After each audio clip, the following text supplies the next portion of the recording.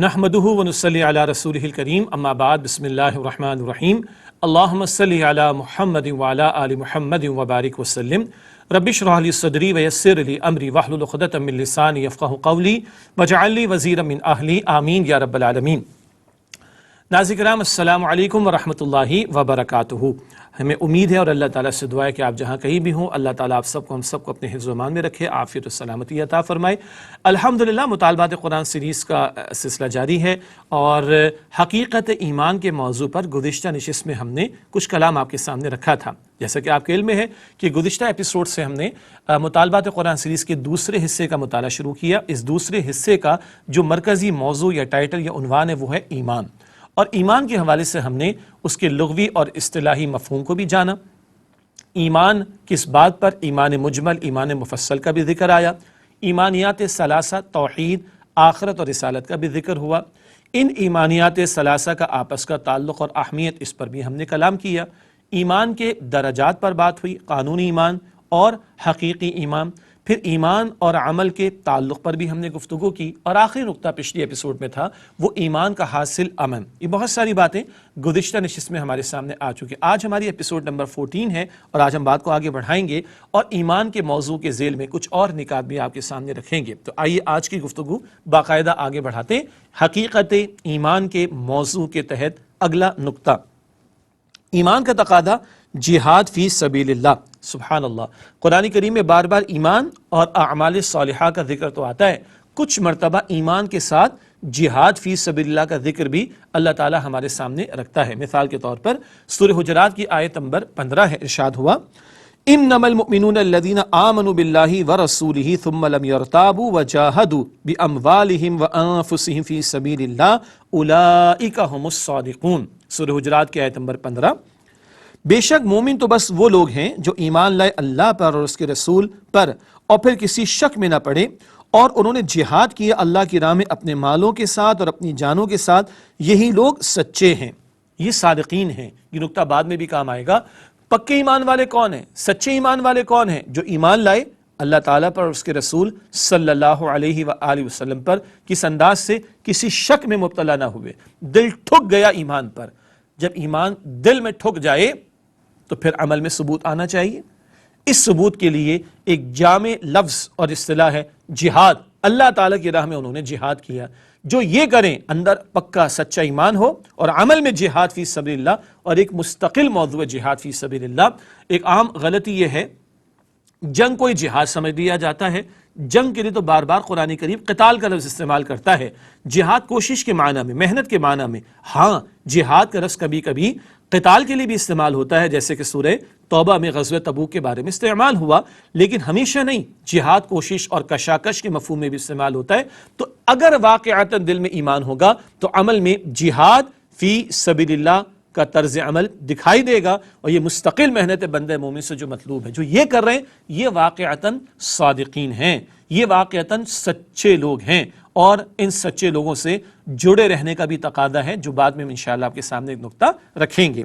یہ ایمان کا تقاضا جہاد فی سبیل اللہ، اس کے حوالے سے ایک نقطہ ہمارے سامنے آیا۔ اسی جہاد فی سبیل اللہ کے نقطے کی مزید وضاحت مختصر انداز سے، ورنہ انشاءاللہ تعالی، ورنہ سے مراد آئندہ کے لیے عرض کر رہا ہوں کہ اس مطالبات قرآن سیریز کا جب تیسرا حصہ ہوگا اور جب وہ ہم مکمل کریں گے سورہ حجرات کے مطالعے پر انشاءاللہ، تو جہاد فی سبیل اللہ کے موضوع پر علیحدہ سے انشاءاللہ تعالی 2 ایپیسوڈز آپ کے سامنے تفصیل سے رکھیں گے۔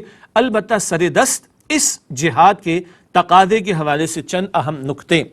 اللہ پر ایمان اور اس سے محبت کا تقاضا، اپنی ذات اور خارج میں ہر اس شے کو فروغ دیا جائے جو اسے پسند ہے، جو اللہ کی مرضی ہے، جو اللہ کو پسند ہے، اس پر بندہ عمل کرنے کے لیے جہاد کرے، محنت کرے، کوشش کرے، جد و جہد کرے، اسٹرگل کرے، اور اسی کی ترویج کے لیے، اللہ کی مرضی کو جاری و ساری رکھنے کے لیے، اللہ کی مرضی کو جاری کرنے کے لیے اللہ کی پسندیدہ باتوں کی ترویج کرے، لوگوں کو دعوت دے، خیر کی دعوت دے، بھلائی کی دعوت دے، معاشرے میں خیر کو پروان چڑھانے کی کوشش کرے، اسٹرگل کرے، جد و جہد کرے۔ اس ساری محنت کا عنوان کیا ہے؟ جہاد فی سبیل اللہ۔ اگلا نقطہ، ہر اس چیز کے خلاف جد و جہد کی جائے جو اسے ناپسند، یعنی اللہ کو ناپسند ہے۔ ہر وہ بات جو اللہ کو ناپسند ہے، چاہے اپنے وجود میں گناہ ہے تو اس کو چھوڑے بندہ، اپنے وجود میں کوئی منکر ہے چھوڑے اس کو بندہ، اور ماحول میں کوئی منکر ہے اس کو ختم کرنے کی کوشش کرے، کوئی برائی تو اس کو مٹانے کی کوشش کرے، اس کوشش کا نام، اس محنت کا نام، اس جد و جہد کا نام، اس اسٹرگل کا نام، یہ ایفرٹس کو لگانے کا نام کیا ہے؟ جہاد فی سبیل اللہ۔ تو اللہ پر ایمان اور اس سے محبت کا تقاضا ہے اس کی مرضی کو جاری رکھنے کی کوشش کرنا، جاری کرنے کی کوشش کرنا، اس کی پسندیدہ باتوں کو اختیار کرنا اور ان پر عمل درآمد کرانے کی کوشش کرنا، اور اللہ کی ناپسندیدہ باتوں کو ترک کر دینا اور اللہ کی ناپسندیدہ باتوں کو مٹانے کی، ختم کرنے کی، منکرات کی روک تھام کی کوشش کرنا، اس ساری محنت کو جہاد فی سبیل اللہ کہا جائے گا۔ یہ اللہ پر ایمان کا تقاضا، یہ اللہ سے محبت کا تقاضا، اور یہ ایمان کا تقاضا ہے۔ تو ایمان کا تقاضا یہ بھی سامنے آیا جس کو ہم نے جہاد فی سبیل اللہ کے عنوان سے سمجھا ہے۔ اب اگلی بات، حقیقی مومن کون؟ ایمان تو بڑی دولت ہے، بلکہ سچی بات ہے سب سے بڑی دولت ہے۔ آج موبائل کا ڈیٹا چوری ہو جائے کتنا افسوس ہوتا ہے۔ اب تو ویڈیو لیکس اور audio leaks and leaked audios and leaked videos, دو الگ الگ باتیں نا، ویڈیو لیکس اور آڈیو لیکس، اور ایک leaked videos and leaked audios. کس قدر پریشانی، یعنی آڈیو جا رہی ہے تو پریشانی ہے، ویڈیو ریلیز ہو رہی ہے تو پریشانی ہے، ڈیٹا جا رہا ہے تو پریشانی ہے، مال چوری ہو جائے تو پریشانی ہے۔ ارے ایمان لٹ رہا ہو پریشانی ہے کہ نہیں؟ ایمان جا رہا ہو، اس عظیم ترین نعمت خدا نہ خواستہ اگر جا رہی ہے، کم ہو رہی ہے، کھو رہی ہے، اس کا خوف، اس کی پریشانی، اس کی فکر، بلکہ اس کی ٹینشن ہمیں ہے یا نہیں، بہت بڑا سوالیہ نشان ہے۔ آئیے جانیں حقیقی مومن کون۔ قرآن کریم مختلف پیرایوں میں بیان فرماتا ہے، حقیقی ایمان والوں کے باطن کو بھی ذکر کرتا ہے، حقیقی ایمان والوں کے ظاہر کو بھی ذکر کرتا ہے۔ چند اشارے یہاں پر مقصود، ورنہ جا بجا قرآن کریم میں ایمان کا ذکر بھی ہے، ایمانیات کا بیان بھی ہے، ایمان والوں کا تذکرہ بھی ہے، ان کی صفات کا ذکر بھی ہے، ان کے اوصاف کا بیان بھی ہے، ان کی کیفیات کا ذکر بھی ہے۔ یہاں چند باتیں۔ حقیقی مومن کون؟ حقیقی مومن کی باطنی کیفیات سورہ انفال کی آیت نمبر 2 میں ذکر آتا ہے۔ باطن کا حال کیا ہوتا ہے ایمان والوں کا، حقیقی ایمان والوں کا؟ آئیے خود قرآن کریم سے معلوم کریں۔ سورہ انفال کی آیت نمبر 2، انما المؤمنون الذين اذا ذكر الله وجلت قلوبهم واذا تليت عليهم آياته زادتهم ایمانا وعلى ربهم يتوکلون۔ مومن تو وہ ہیں کہ جب اللہ کا ذکر کیا جاتا ہے تو ان کے دل ڈر جاتے ہیں، اور جب انہیں اس کی آیتیں پڑھ کر سنائی جاتی ہیں تو ان کا ایمان اور بڑھ جاتا ہے، اور وہ اپنے پروردگار پر بھروسہ رکھتے ہیں۔ سبحان اللہ، اللہ سبحانہ و تعالیٰ کا ذکر ہو دل کانپ اٹھتے ہیں۔ اللہ کی خشیت بھی تو ہے نا، اللہ کی عظمت بھی تو ہے، اللہ کی پکڑ کا خوف بھی تو ہے، یہ کیفیت بھی بندے پر طاری ہوتی۔ ہاں پھر اللہ کے ذکر سے اطمینان بھی ملتا ہے، الا بذکر اللہ تطمئن القلوب، کہ اللہ کے ذکر سے دلوں کو اطمینان ملتا ہے۔ سورۃ الرعد کی آیت نمبر 28 میں ذکر آتا ہے، البتہ وہ کیفیت کا طاری ہونا، کانپ اٹھتے ہیں دل، یہ بھی ایمان والوں کی باطن کی کیفیت۔ اور ذکر آ گیا کہ جب آیات کی تلاوت کی جاتی ہے ان کے ایمان میں اضافہ ہوتا ہے۔ سبحان اللہ، اللہ کے کلام کی آیات کی تلاوت سن کر ایمان والوں کا ایمان بڑھتا ہے۔ اللہ مجھے اور آپ کو بھی ایمان کی بڑھوتری عطا فرمائے۔ البتہ ایک سوال ہے، ہمارا بڑھتا ہے؟ ایک سوال ہے، ہمیں سمجھ آتی ہے کہ قرآن پاک میں کیا کہا جا رہا ہے؟ ہم کتنا مس کرتے ہیں نا۔ We don't know Arabic, we don't know Quranic Arabic, but we do know English, ہے نا۔ ہم انگریزی بھی سیکھتے ہیں، اب تو لوگ مسلمان چائنیز بھی سیکھ رہے ہیں، اور پتہ نہیں کون کون سی زبانیں سیکھ رہے ہیں۔ اللہ نہیں پوچھے گا میرے کلام کی زبان سیکھی یا نہیں۔ کس قدر ہم مس کرتے ہیں۔ اگر یہ فہم کے ساتھ، انڈرسٹینڈنگ کے ساتھ قرآن کی تلاوت کی جائے اور سنی جائے تو ایمان میں اضافہ ہوتا ہے۔ اللہ یہ پہلو بھی ہمیں توجہ اس پر کرنے کی توفیق دے اور ہمارے ایمان میں اضافہ عطا فرمائے۔ یہ ہے باطن کا پہلو۔ اور وَعَلَىٰ رَبِّهِمْ يَتَوَكَّلُونَ، اور وہ اپنے رب اللہ تعالیٰ پر توکل کرتے۔ یہ ایمان والوں کی باطن کی کیفیت۔ اللہ کا ذکر و خوف طاری ہوتا ہے، دل کانپ اٹھتے ہیں، آیات قرآن کی تلاوت و ایمان میں اضافہ ہوتا ہے، توکل اللہ کی ذات پر ہوتا ہے، سب کچھ ہونے کا یقین اللہ کی ذات سے ہوتا ہے، کل نفع نقصان کا مالک وہ اللہ سبحانہ وتعالیٰ کو مانتے ہیں۔ یہ تو باطن کی کیفیات ہو گئی۔ آئیے ظاہر کی کیفیات ایمان والوں کی قرآن حکیم سے جانتے ہیں، وہ بھی سورہ انفال ہی سے۔ سورہ انفال آیت نمبر 74، حقیقی مومن کی خارجی سرگرمیاں۔ کیا مطلب؟ دل میں ایمان ہو تو ایمان والوں کی سرگرمیاں کیا ہوں گی، ان کی محنتیں کیا ہوں گی، ان کے شب و روز کیسے ہوں گے، ان کی ایفرٹس کیا لگیں گی، ان کی ایکٹیویٹیز کیا ہوں گی۔ سبحان اللہ، اندر اگر ایمان تو ایمان والوں کی خارج کی سرگرمیاں۔ آئیے قرآن پاک سے پوچھیں، سورہ انفال کی آیت نمبر 74، والذین آمنوا وہاجروا وجاہدوا فی سبیل اللہ والذین آووا ونصروا اولئک هم المؤمنون حقا لهم مغفرۃ ورزق کریم۔ جو لوگ ایمان لائے اور ہجرت کی اور اللہ کی راہ میں جہاد کیا اور جنہوں نے پناہ دی اور مدد پہنچائی، یہی لوگ سچے مومن ہیں، ان کے لیے بخشش ہے اور عزت کی روزی۔ اللہ پر ایمان لائے تو ہجرت کا موقع ہے تو ہجرت بھی کر ڈالی، صحابہ کرام نے گھر بار کو چھوڑ دیا، سب کچھ چھوڑ دیا اللہ کی راہ میں۔ اور جنہوں نے ٹھکانہ دیا اور جنہوں نے پناہ دی وہ کون ہے؟ انصار مدینہ۔ اور کن کو پناہ دے رہے ہیں؟ اللہ کی راہ میں ہجرت کرنے والوں کو۔ کس کے لیے پناہ دے رہے ہیں؟ اللہ کی خاطر، اللہ کی رضا کے لیے۔ تو جن کی ہجرت، جن کا جہاد، جن کا پناہ دینا، جن کا گھر بار کو چھوڑنا اور اپنا گھر کسی اپنے مسلمان بھائی کو آفر کر دینا، یہ سب اللہ کے لیے ہے۔ یہ ایمان والوں کی خارجی سرگرمیاں ہیں۔ وہاں جہاد بھی ہے اللہ کی مرضی کو جاری رکھنے کے لیے، وہاں جہاد بھی ہے منکرات کے خاتمے کے لیے، وہاں اسٹرگل، محنت اتنی بھی ہے کہ جان مال سب کچھ قربان بھی کرنا پڑے اس کے لیے تیار ہیں۔ اولئک هم المؤمنون حقا، یہ پکے ایمان والے ہیں۔ قرآن کریم ان کو پکا ایمان والا کہہ رہا ہے۔ اللہ تعالیٰ انہی لوگوں میں مجھے، آپ کو، ہم سب کو شامل فرمائے۔ یہ بیان ہو گیا حقیقی مومن کون ہیں، ان کی باطنی کیفیات کیا ہیں، حقیقی مومن کون ہیں، ان کی خارجی کیفیات کیا ہیں، ان کے اعمال کیا ہوا کرتے ہیں، ان کا ذکر آ گیا۔ اب ایک بہت بڑا سوال ہے، کیا ہمیں آج حقیقی ایمان حاصل ہے؟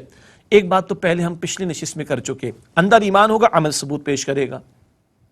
ہاں، ایمان نہیں ہے اس کا جس میں امانت داری نہیں، دین نہیں ہے اس کا جس میں عہد کی پاسداری نہیں، پڑھ چکے نا ہم لوگ۔ ایمان ہوگا تو جہاد کا عمل نظر آئے گا، ایمان ہوگا تو یہ ساری محنتیں نظر آئیں گی۔ ایک تو اس انداز سے ہم جائزہ لے سکتے ہیں، اور ایک امت کا مجموعی حال کیا ہے، آئیے قرآن پاک سے پوچھیں، کیا ہمیں حقیقی ایمان حاصل ہے؟ ہماری اکثریت ایمان حقیقی سے محروم ہے، ہماری اکثریت مجموعی اعتبار سے ایمان حقیقی سے محروم ہے۔ کیوں؟ اگلا نکتہ، اگر ہم مومن ہوتے تو آج دنیا میں غالب ہوتے۔ یہ سورہ آل عمران کی آیت نمبر 139 ہے۔ اللہ تعالیٰ نے ارشاد فرمایا وَلَا تَهِنُوا وَلَا تَحْزَنُوا وَأَنْتُمُ الْأَعْلَوْنَ إِن كُنتُم مُؤْمِنِينَ۔ سورہ آل عمران کی آیت نمبر 139 ہے، اور نہ ہمت ہارو اور نہ ہی غمگین ہو، تم ہی غالب رہو گے اگر تم مومن ہو۔ غالب کب رہو گے؟ تم اگر واقعتاً ایمان والے ہو۔ آج تو امت مسلمہ کی عظیم اکثریت مغلوبیت کے دور سے گزر رہی ہے۔ وہ دین جو بڑی شان سے نکلا تھا وطن سے، پردیس میں وہ آج غریب الغربا ہے۔ ایسے ہی ہے نا؟ تو آج یہ مغلوبیت بتا رہی ہے کہ حقیقی ایمان ہمارے دلوں میں نہیں ہے۔ یہ مجموعی صورتحال کا جائزہ اس انداز سے لیا جا سکتا ہے۔ ناظرین کرام، ایک وقفہ لیتے ہیں اور اس کے بعد مزید کچھ نکتے ایمان کی گفتگو کے ذیل میں آپ کے سامنے رکھیں گے۔ ملاقات ہوتی ہے ایک وقفے کے بعد۔ السلام علیکم ورحمۃ اللہ وبرکاتہ۔ السلام علیکم ورحمۃ اللہ وبرکاتہ۔ ناظرین کرام، خوش آمدید کہتے ہیں آپ کو۔ مطالبات قرآن سیریز کا سلسلہ جاری ہے، اور آج ہم ایپیسوڈ نمبر 14 آپ کی خدمت میں پیش کرتے ہوئے حقیقت ایمان کے موضوع پر کلام کر رہے ہیں۔ آج کی گفتگو میں ایمان کا ایک بہت بڑا تقاضا جہاد فی سبیل اللہ کے عنوان سے ہمارے سامنے آیا۔ گو کہ بعد کی گفتگو میں، یعنی بعد میں اس سیریز میں جہاد فی سبیل اللہ کے موضوع پر علیحدہ سے 2 ایپیسوڈز ہم آپ کی خدمت میں پیش کریں گے۔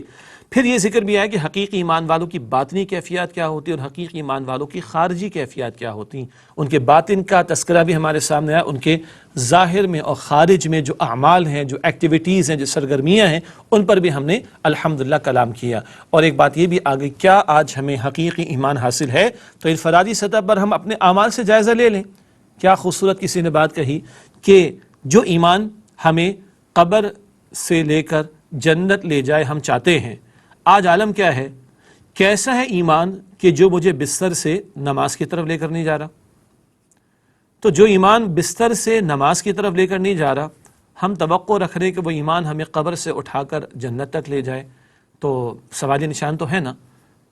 یہ تو ہم نے انفرادی بات کر لی تھی وقفے سے پہلے۔ اجتماعی معاملہ کیا ہے؟ 57 مسلم ممالک ہیں، کوئی ایک ہم نہیں بتا سکتے کہ یہ اللہ کا دین دیکھو یہاں پر نافذ ہے، کوئی ایک ہے نہیں۔ اور سب سے سستا خون کس کا؟ ہمارا بہتا ہے۔ سب سے زیادہ ظلم ستم دنیا میں کس پر؟ مسلمانوں پر، ہاں یا نا؟ جی، وجہ کیا ہے؟ قرآن کریم کہہ رہے تم اگر واقعتاً ایمان والے ہوگے تم غالب رہو گے۔ تو آج مغلوب ہے، تو قرآن تو سچا کلام ہے نا، وہ بتا رہا ہے کہ اگر آج ہم مغلوب ہیں تو اصل میں حقیقی ایمان ہمارے اندر نہیں ہے۔ اب بٹ نیچرل ایک سوال پیدا ہوتا ہے، تو کہاں سے لائیں ایمان ڈھونڈ کر؟ یہ کسی مارکیٹ سے ملے گا، کسی بازار سے ملے گا، کسی دکان سے ملے گا، آن لائن آرڈر پلیسمنٹ سے ملے گا؟ نہیں، ایمان اس طرح نہیں ملتا۔ تو آئیے اب یہ جانیں، اور اب عملی پہلو ہمارے سامنے آ رہے ہیں کہ حقیقی ایمان کا حصول کیسے ممکن ہے۔ آئیے اس پر ہم کلام کریں۔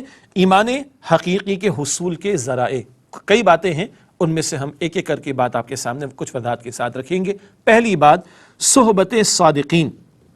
صحبت صادقین کا مطلب صادقین یعنی سچی لوگوں کی صحبت اختیار کرنا۔ اللہ تعالیٰ نے یوں میں ہمیں ارشاد فرمایا سورہ توبہ کی آیت نمبر 119 میں، یا ایھا الذین آمنوا اتقوا اللہ، ایمان والوں سے خطاب ہے، یا ایھا الذین آمنوا اتقوا اللہ وکونوا مع الصادقین، اے ایمان والو اللہ سبحانہ و تعالیٰ کا تقوی اختیار کرو اور سچے لوگوں کے ساتھ جڑ جاؤ۔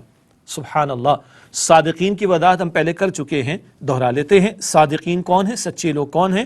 سورہ حجرات کی آیت نمبر 15 کا ذکر تھوڑی دیر پہلے آیا تھا نا، جہاد فی سبیل اللہ کے بیان کے ذیل میں۔ سورہ حجرات کی آیت نمبر 15، انما المؤمنون الذین آمنوا باللہ ورسولہ ثم لم یرتابوا وجاہدوا باموالہم وانفسہم فی سبیل اللہ اولئک ھم الصادقون۔ سچے پکے ایمان والے کون؟ جو اللہ پر ایمان لائے، پھر کسی شک میں، اور اللہ کے رسول علیہ السلام پر ایمان لائے، پھر کسی شک میں مبتلا نہ ہوئے، اور انہوں نے جہاد کیا اپنے مال اور اپنی جانوں سے اللہ کی راہ میں۔ اب ان کو کہا اولئک ھم الصادقون، یہی لوگ سچے ہیں۔ سبحان اللہ۔ آیت البر یاد ہے؟ نیکی کی حقیقت، ایمان بھی اور انسانی ہمدردی کا جذبہ بھی، نماز و زکوٰۃ بھی، وعدے کو پورا کرنا بھی، صبر کا مظاہرہ بھی، اور حق کی راہ میں ڈٹے رہنا بھی، اور جنگ کے موقع پر صبر کرنا بھی۔ اولئک الذین صدقوا، یہ لوگ سچے ہیں۔ یاد آیا؟ تو سچائی، صداقت، صادقین کا یہ آل ہولسٹک جو کانسیپٹ ہے یہ سامنے رہنا چاہیے۔ جہاد فی سبیل اللہ، حق کے لیے کھڑا ہونا، حق کی راہ میں ڈٹے رہنا، یہ سارا تصور سامنے رکھے تو اب ہم بات کر رہے ہیں صحبت صادقین۔ سورہ توبہ کی آیت نمبر 119، یہ ایمان والو اللہ سے ڈرو، اللہ کا تقوی اختیار کرو اور سچے لوگوں کے ساتھ جڑ جاؤ۔ دیکھیے، ایک شخص بازار میں جائے، برف والے کی دکان پر کچھ نہ کرے اور بیٹھ جائے، دکان پر ٹھنڈک مل جاتی ہے فری میں، ٹھیک ہے؟ ہاں اگر وہ نہ بیٹھنے دے تو بات الگ ہوگی، لیکن برف کے پاس جا کر بیٹھ جائیں، ٹھنڈک مل جاتی ہے نا۔ اسی طرح بھٹی پر ایک شخص کام کر رہا ہے، یا لوہار کا ایک شخص کام کر رہا ہے، لوہار کی مثال لے لیتے ہیں، اور اس کی دکان کے پاس جا کر بیٹھ جائیں تو تپش بھی ملے گی فری میں، چنگاریاں بھی مل جائیں گی 2 فری میں۔ برف کے پاس بیٹھے ٹھنڈک ملے گی، لوہار والے کی دکان پر چلے جائیں، لوہار کا کام کرنے والے کی دکان پر چلے جائیں، تپش مل جائے گی۔ ایمان والوں کے ساتھ بیٹھیں گے تو بیٹری ایمان کی چارج ہوگی انشاءاللہ تعالی۔ باجماعت نماز کی بھی اہمیت ہے، دینی محافل کی اہمیت ہے، دینی مجالس کی اہمیت ہے۔ اب تو وہ سوسائٹیز کے جو کم سے کم اللہ کو مانتی ہیں، ہاں اسلام کو نہیں مانتے لیکن کرسچینٹی کو مانتے ہیں، ان کے بھی لوگوں کو کہنا پڑ رہا ہے اگر ہم اپنے بچوں کو ریلیجس لیکچرز میں نہیں بھیج رہے، یہ 20 سال پرانی بات عرض کر رہا ہوں، تو کہتے تیار ہو پھر ہماری اگلی جنریشن وہ ایگو سینٹرڈ مشینز ہوں گی، مشینز، ان میں احساسات اور جذبات نام کی کوئی شے موجود نہیں ہوگی۔ اگر 20 سال پہلے کسی نے صدی کے آغاز پر کہا تھا تو 2022 میں اور 23 میں مثالیں، 22 میں دیکھنا، آئندہ بھی دیکھتے رہیں گے۔ 23 زبان پر آ گیا میرے، ابھی 22 میں ریکارڈنگ آپ کے سامنے پیش ہو رہی۔ اللہ اکبر کبیرہ۔ کہنے کا مطلب یہ ہے کہ یہ بیٹری ریچارج ہوتی رہنی چاہیے ایمان کی۔ کیوں؟ یاد آیا، ایمان گھٹتا بھی ہے اور بڑھتا بھی ہے، اور اچھی صحبت اعمال سے بڑھتا ہے، یہ بات ہم پہلے پڑھ چکے۔ تو پہلا ذریعہ، آسان ترین ذریعہ، افیکٹو ذریعہ، وہ کیا ہے؟ صحبت صادقین، سچے لوگوں کی صحبت اختیار کرنا۔ البتہ سچے لوگوں کا جامع تصور بھی سورہ حجرات کی آیت نمبر 15 اور آیت البر البقرہ آیت نمبر 177 کی روشنی میں ہمارے سامنے آ چکا ہے۔ اگلا نقطہ وہ ہے سلف صالحین کی سیرت کا مطالعہ، جو نیک لوگ گزر چکے ہیں ان کی زندگیوں کا مطالعہ کرنا۔ اور سچی بات ہے، نیک لوگوں کی زندگیوں کے واقعات سن کر بھی ایمان بڑھتا ہے۔ ہاں، قرآن کریم ایمان کا ذکر کرتا ہے، قرآن ایمان والوں کے واقعات کو بیان کرتا ہے، انبیاء اور رسول کے واقعات کو بھی بیان کرتا ہے، اور غیر انبیاء کے واقعات کو بھی بیان کرتا ہے قرآن حکیم۔ جی، ذوالقرنین کا بھی ذکر قرآن کرتا ہے، جناب طالوت کا ذکر بھی قرآن کریم کرتا ہے، حضرت آسیہ کا بھی، فرعون کی بیوی حضرت آسیہ کا ذکر بھی قرآن کریم کرتا ہے۔ یہ غیر انبیاء کے واقعات بھی ایمان کی بڑھوتری کا باعث بنتے ہیں۔ انبیاء کے واقعات تو ٹاپ آف دا لسٹ ہیں۔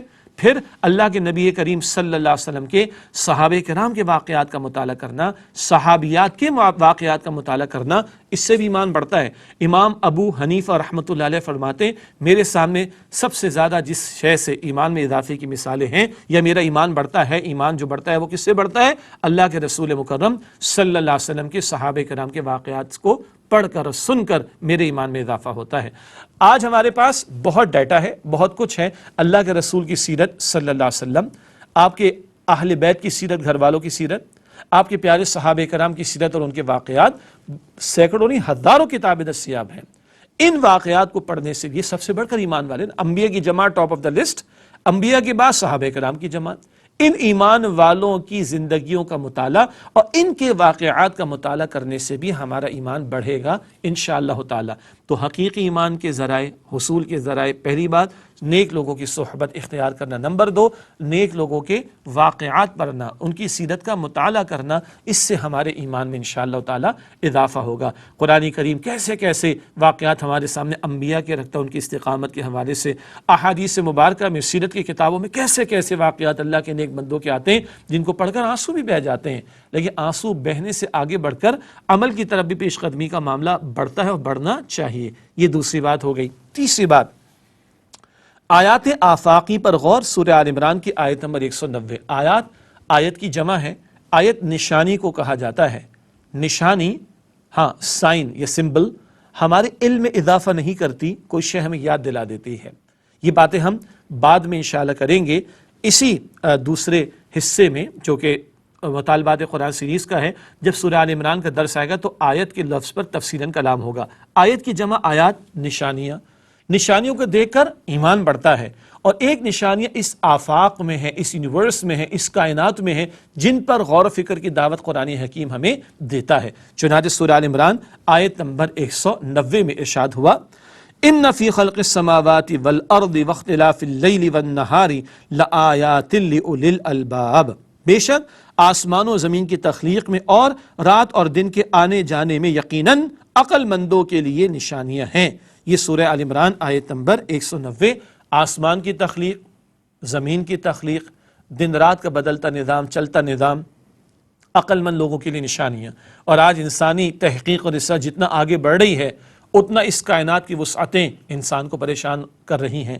جتنا انسان اسٹرانومی میں اور دیگر فیلڈز کے اندر آگے بڑھتا چلا جا رہا ہے اتنا اپنی کم علمی اور جہالت کا اندازہ اور خالق کائنات کی قدرت کی عظمتوں کا کچھ تھوڑا سا اندازہ انسان کو ہوتا چلا جا رہا ہے۔ جتنا اس کائنات میں اور کتاب کائنات میں بندہ غور و فکر کرے گا اس نتیجے پر ضرور پہنچے گا، کوئی تو ہے جو نظام ہستی چلا رہا ہے، وہی خدا ہے۔ یہ کائنات الٹپ نہیں بن گئی، یہ آٹومیشن پر نہیں بن گئی، یہ خود بخود نہیں بن گئی، خود بخود آٹومیشن پر نہیں چل رہی، کوئی بنانے والا ہے اور کوئی چلانے والا ہے۔ اور جتنا یہ انسان کی ریسرچ آگے بڑھے، یہ ریسرچ اسی وقت نافع ہوگی، نفع دینے والی، کہ جب اس کا اینڈ ریزلٹ یہ نکلے کہ بندہ اپنے خالق کو، اس کائنات کے مالک کو، اس کائنات کے منتظم کو اور اس کے چلانے والے اللہ سبحانہ وتعالیٰ کو پہچان لے۔ شعوری سطح پر ایمان کی بڑھوتری کا یہ بہت بڑا ذریعہ ہے، اس کائنات پر غور و فکر کرنا، آسمان میں، زمین میں، دن رات کے بدلتے نظام میں جا بجا اللہ تعالیٰ اس غور و فکر کی ہمیں دعوت دیتا ہے۔ آج ہم دوسروں سے مرعوب تو ہو جاتے ہیں کہ صاحب وہ ناسا پر پہنچ گئے اور وہ رشینز پہلے اسپٹنک اور لیونک لے کے چلے گئے تھے، آج فلاں شٹل ہے جو امریکنز بھیج رہے ہوتے ہیں، لیکن ان ساری تحقیقات کے بعد اگر وہ خالق کو نہیں پہچان رہے تو یہ نری جہالت ہے جی۔ اور اس کے مقابلے میں 14 صدیوں پہلے ایک بدو کو پوچھا کہ تو نے رب کو کیسے پہچانا، تو کہتا ہے کہ مینگنیاں بکری کی پڑی ہیں، بتا رہی کہ یہاں سے بکری گزری، یہ ویسٹیج بکریوں کا پڑا، یہ بتا رہا کہ یہاں سے بکری گزری، تو تیرے سر پر چھت، تیرے پیر کے نیچے زمین، تیرے سامنے یہ پہاڑ، تو خود کیا یہ بتا نہیں رہے؟ کوئی تو ہے جو نظام ہستی چلا رہا ہے۔ بدو کو سمجھ آ رہی ہے 1400 برس پہلے صحرا میں، مگر آج پوری کائنات کی وسعتوں میں تھوڑی بہت ریسرچ کرنے والے آ کر یہ کہیں کہ ایسا ہے اور ویسا ہے، اور وہ خالق کو نہ پہچانے تو یہ نرے جاہل رہ گئے۔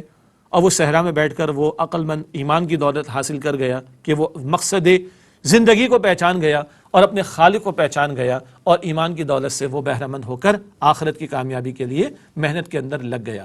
اللہ تعالیٰ مجھے اور آپ کو بھی اس غور و فکر کی بھی توفیق عطا فرمائے اور ہمیں ہمت اور توفیق دے کہ اس کائنات پر غور و فکر کرے تاکہ ہمارے ایمان میں اضافہ ہو۔ یاد رکھیے گا ہم تو مسلمان ہیں، البتہ قرآن پاک ہمیں بھی دعوت غور و فکر دیتا ہے، اور ایمان بڑھتا ہے۔ اللہ کی عظمت جتنی بڑھے گی اتنا ایمان بڑھے گا، اتنا عمل میں ہم آگے بڑھیں گے۔ اس سے اس کائنات پر اور آیات آفاقی پر، اس کائنات میں پھیلی ہوئی ان نشانیوں پر غور و فکر کی دعوت ہمیں بھی اللہ کی کتاب بار بار دے رہی ہے۔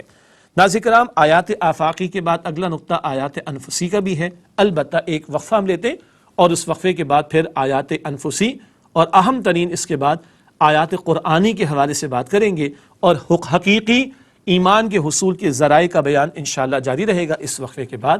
السلام علیکم ورحمۃ اللہ وبرکاتہ۔ السلام علیکم ورحمۃ اللہ وبرکاتہ۔ ناظرین کرام خوش آمدید کہتے ہیں آپ کو۔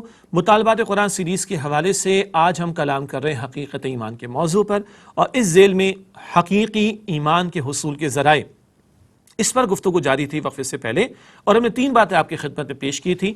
صحبت صادقین، سچے لوگوں کی صحبت اختیار کرنا۔ نمبر 2، سلف صالحین، اللہ کے نیک بندے جو دنیا سے چلے گئے، ان کی سیرتوں کا مطالعہ کرنا، ان کی زندگیوں کا مطالعہ کرنا۔ اور نمبر 3، آیات آفاقی، اس کائنات میں جو اللہ کی نشانیاں ہیں، ان پر غور و فکر کر کے اللہ کو پہچاننا اور اس کو ماننا اور اس کی عظمت کو دل میں بڑھانا۔ اب آئیے چوتھی بات، حقیقی ایمان کے حصول کے ذیل میں چوتھا ذریعہ کیا ہے؟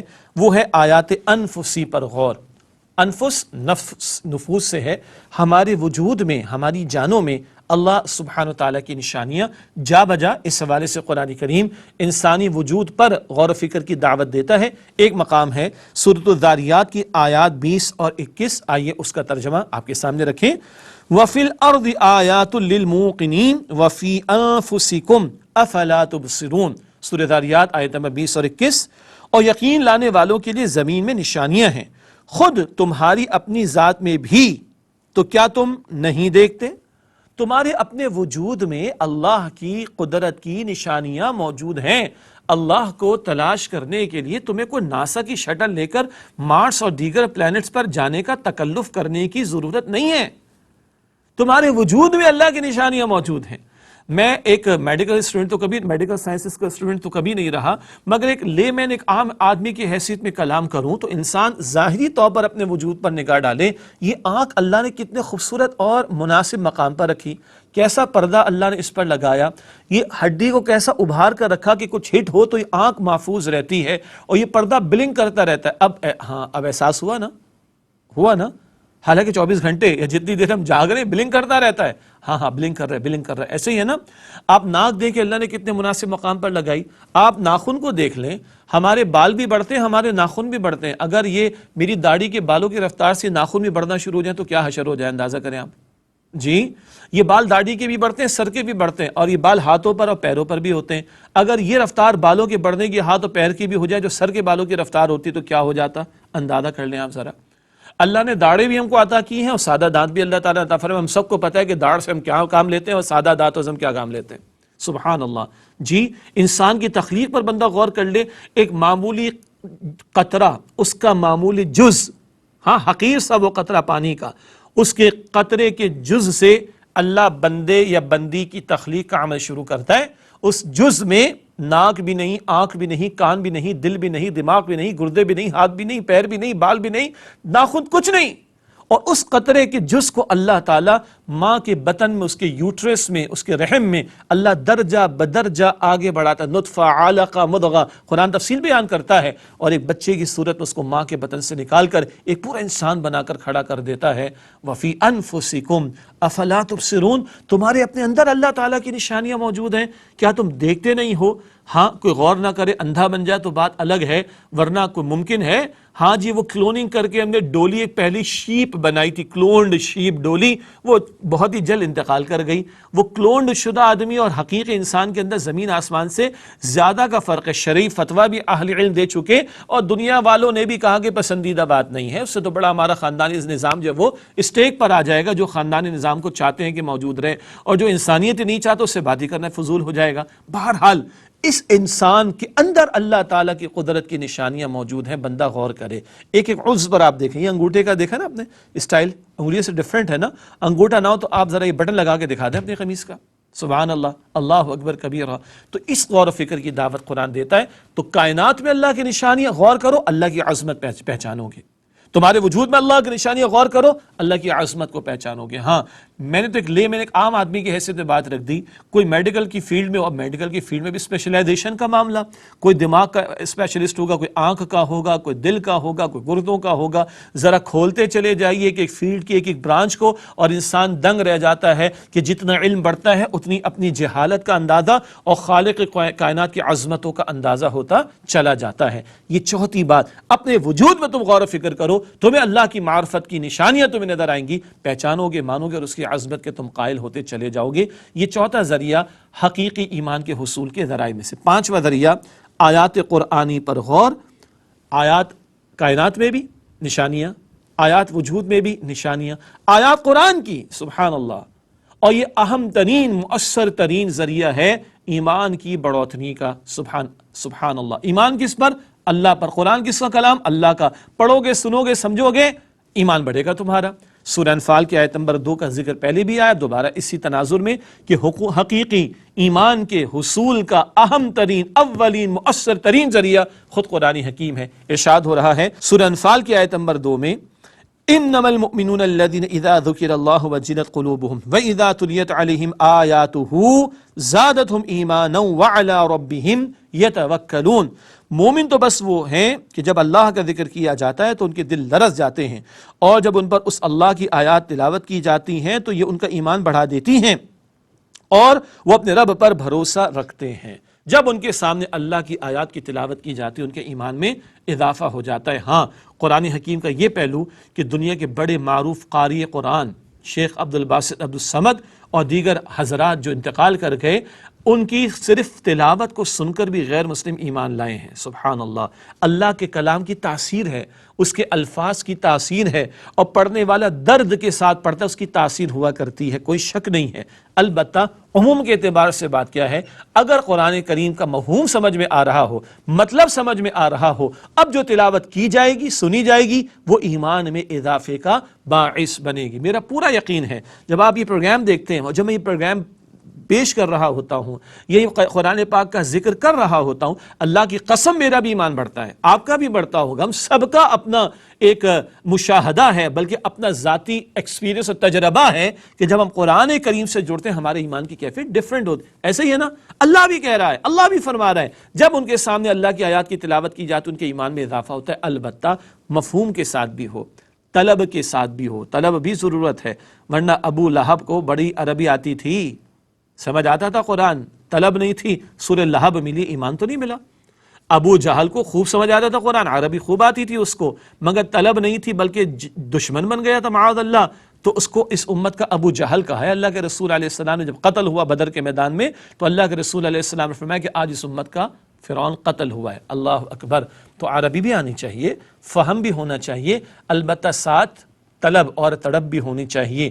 اس طلب اور تڑپ کے ساتھ جب بندہ قرآن پاک کی تلاوت کرتا ہے، سنتا ہے، اس کے ایمان میں اضافہ ہوتا ہے۔ یہ 5 اہم باتیں یقیناً میں نے قدر وضاحت کے ساتھ رکھنا چاہیے، کس نقطے پر آج ہماری اکثریت حقیقی ایمان سے محروم ہے۔ انفرادی سطح کی حرکتیں بھی بتا رہی اور اجتماعی سطح پر امت کا زوال بھی بتا رہا ہے۔ کہاں سے ملے گا یہ ایمان؟ کیسے بڑھے گا یہ حقیقی ایمان؟ نمبر 1، اللہ کے نیک بندوں کی صحبت۔ نمبر 2، اللہ کے نیک بندے دنیا سے چلے گئے، ان کی زندگیوں کا مطالعہ۔ نمبر 3، آیات آفاقی اس کائنات میں اللہ کی نشانیوں پر غور و فکر کرنا۔ نمبر 4، آیات انفسی اس وجود میں اللہ کی نشانیوں پر غور و فکر کرنا۔ اور نمبر 5، اللہ کی آیات قرآن حکیم پر غور و فکر کرنا، اور اس کی تلاوت، اس کا فہم، تدبر کے ساتھ، توجہ کے ساتھ، طلب کے ساتھ، تڑپ کے ساتھ اللہ تعالیٰ کی آیات کی تلاوت کرنا، سننا۔ اس سے بھی قرآن کریم کے ذریعے سے بھی، اور اولین طور پر اس کے ذریعے ہمارے ایمان میں اضافہ ہوگا۔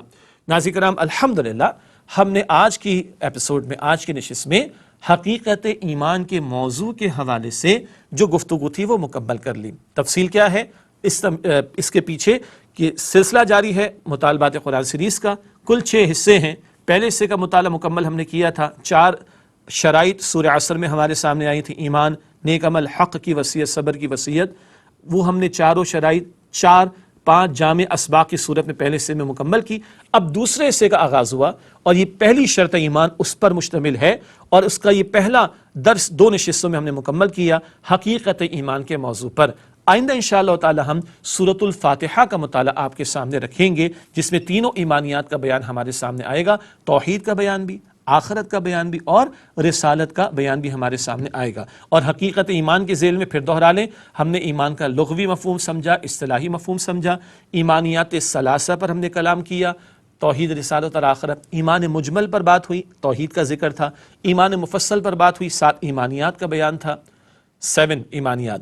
اسی طرح ایمانیات ثلاثہ کا آپس کا تعلق، ایمان اور عمل کا تعلق، قانون ایمان، حقیقی ایمان، ایمان اور جہاد فی سبیل اللہ، ایمان اور امن کا معاملہ، سبحان اللہ، اور ایمان کے ذرائع، بلکہ یہ ہم نے جانا حقیقی ایمان والے کون ہوتے، اور آج اکثریت میں ہم دیکھتے ہیں حقیقی ایمان نہیں، تو اس کے ذرائع کیا ہے، وہ 5 ذرائع بھی آج ہم نے سمجھے۔ اللہ تعالیٰ میرے اور آپ کے ایمان کی حفاظت فرمائے، ہمارے حقیقی ایمان کی اللہ حفاظت فرماتے ہوئے اس میں بڑھوتری اور اضافہ اللہ تعالیٰ مجھے اور آپ کو ہم سب کو عطا فرمائے، اور اللہ تعالیٰ ہم سب کو اسلام پر زندہ رکھے اور ایمان پر خاتمہ عطا فرمائے۔ انشاءاللہ اگلی ایپیسوڈ میں پھر آپ سے ملاقات ہوگی، اور اس سیریز کو آگے بڑھاتے ہوئے دوسرے حصے کے پہلے باقاعدہ سبق کی طرف ہم چلیں گے، جو کہ سورۃ الفاتحہ پر مشتمل ہوگا۔ انشاءاللہ ملاقات ہوگی اگلی ایپیسوڈ میں، تب تک کے لیے اجازت، وآخر دعوانا ان الحمد للہ رب العالمین، والسلام علیکم ورحمۃ اللہ وبرکاتہ۔